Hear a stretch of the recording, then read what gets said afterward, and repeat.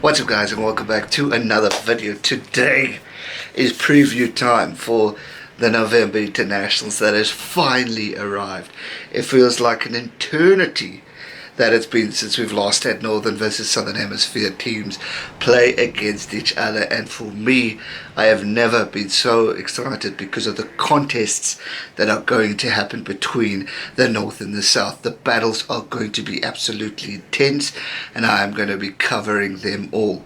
So before we get started with the brief preview, make sure you are subscribed if you're not already. Hit that subscribe button, hit the bell icon so you do not miss a beat on when I upload, especially those of you who are in different time zones, so you can get a notification when you wake up or wherever you are, so you don't miss out on any content. Hit that subscribe button, and a shout out to every one of you for helping me reach 8,000 subscribers.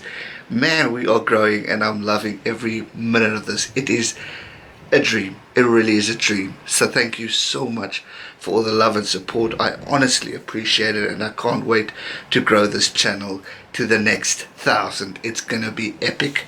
So what I'm gonna do in this video is chat about obviously I've covered quite a lot of the Southern Hemisphere teams, and talked about the improvements and weaknesses from the Rugby Championship going forward, etc, etc. I also touched base on giving a brief thoughts on what I think, how they're going to go about in the North. So for me, I'm going to focus quite a bit on, just briefly on the Northern Hemisphere teams, specifically the main ones, what I think could happen, and just my standout players, and just obviously chat briefly about some of the fixtures coming up.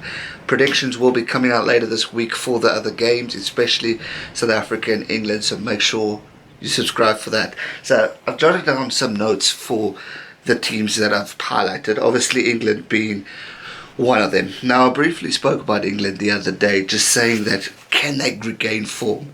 Now obviously they are faced with a tough situation with injuries and all those issues, but I do believe that this team can and has the potential to grow and establish themselves. Obviously Eddie Jones being in the media for calling Springboks simple, but obviously he's in the media for quite a few things because he's got a big mouth. But I still believe that coach has the brains to change this team and bring them to the right place of where they were when he started with them. So for me, they have to at least win 2 games if they want to be okay with the November Internationals. They play South Africa, New Zealand, Japan and Australia. Obviously you'd look at Japan being a guaranteed win. Probably say Australia they can definitely give a go, and they will want to beat South Africa or New Zealand, but who knows what could happen, and I don't want to give my thoughts too much on that because that's coming up soon. But definitely for me, out of the whole Northern Hemisphere teams that are playing, England have the most competitive one, having South Africa, New Zealand, Australia. It's all the main teams from the Rugby Championship. Obviously no disrespect to Argentina, but they aren't on the list, otherwise obviously the top 4. But and obviously Japan, who we cannot count out, guys, because remember they gave the world team a run for their money, so do not count out Japan just yet. Players to look out for, obviously for me, is Owen Farrell. I think he's going to be a massive impact player for England. He's obviously their star. He's a leader within the team. He's brilliant at what he does, and for me, I'm definitely going to be watching him control the game. He had his moments against South Africa in June, but he also had his moments of like whining, looking miserable. So if he can get his focused cap on and concentrate on the game at hand and what England can do to improve and get better, I think they'll definitely be a force to be reckoned with and can definitely give these countries a run for their money. And I can't wait for this England fixture. I think it's going to be an epic game between South Africa. Obviously they've got New Zealand the very next weekend, so it's going to be epic for them. But I think for Eddie Jones to be okay, he'll definitely want 2 wins or 3 if he can get it. It obviously meaning he will need to beat the world champs, which is New Zealand or South Africa. Anything is possible. We have seen surprises happen in world rugby, so that's England for me. Then I've got Scotland next. My dad's birth country. Obviously got a lot of time and respect for this nation just because of where they've come. how they've improved and shown a lot of character within. The past 2 years, Scotland has been on a very great rise, which has been special for rugby fans, I think, around the world watching this passionate nation just show up and really be competitive. Last weekend we saw competitive rugby within Edinburgh and Glasgow, which is great to see them showing strength and the capacity and showing improvement, which is what we'll need to see, because Scottish rugby need their two main teams to be doing well in order to improve. What I've also jotted down, it said it also needs to be players heading into the national side set up confidence that will allow them to bring the confidence from having the previous wins. Now, obviously, Gregor Townsend has all one speed and accuracy at the breakdown, playing through their mobile forwards and making use of the outside channel. That's one of his strategies that he uses. So for me, it is big that they go in there with a confident mindset. Scotland, obviously, they're playing Wales this weekend away.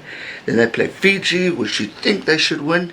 You've got South Africa, which is always a competitive encounter. We know Scotland have beaten South Africa in Scotland, so never ever will I write them off. And obviously Argentina is going to be an epic game to watch. So Scotland also have an epic encounter between the Southern Hemisphere teams, and I'm excited to watch them. Obviously, Wales is like a Six Nations game, but we all know that it's competitive rugby, and both teams want to be having a good kickstart to the November International. So that's going to be an epic game to watch. But again, it is in Wales, so it will be tough and it will be an interesting one. But I'm excited for Argentina.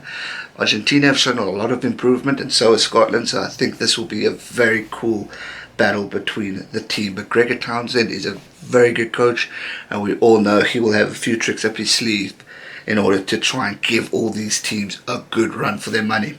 Now, speaking of Wales, that's next on my lineup.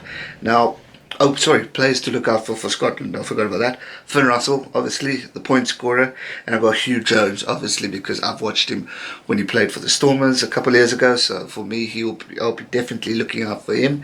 Finn Russell's obviously had a great season. Sad that Hargey's not going to be in the lineup due to injury. He's one of the best fullbacks in the world, so it's a big loss for him. But I'm sure Scotland and Gregor will have a plan in place in order to have a replacement in order, but it will be tough to fill the shoes. Now on to Wales. Now Wales fixtures are Scotland, Australia, Tonga and South Africa. Like mentioned, Scotland will be an interesting battle, but Wales had a good summer. They had a very good Six Nations, obviously ending second, which will definitely give them a bit of confidence going into it. June internationals was also very impressive, showing Argentina a good run, obviously beating South Africa in America, which was also very important for them. So Wales will definitely be going into this series very confident. They don't have the hardest of battles. Scotland, you'd think they can definitely give them a run. Australia, always going to be an exciting battle, but Wales will know Australia are in a very tough state at the moment, so for me, they will be confident for that one, but it's not going to be easy. Tonga, you would think they would beat the Tongans, but never count them out. South Africa will be an epic battle at the end. South Africa will be wanting revenge as well. Obviously, Jenkins would have been my standout player for Wales, but unfortunately, he seems to have a shoulder injury, so hopefully he can bounce back for Australia, Tonga. Definitely I want to see him against South Africa, as he was one of my standout players in the June International, so I really hope he's fit enough to be back. Obviously we have Italy. I'm not going to go too much into detail with them.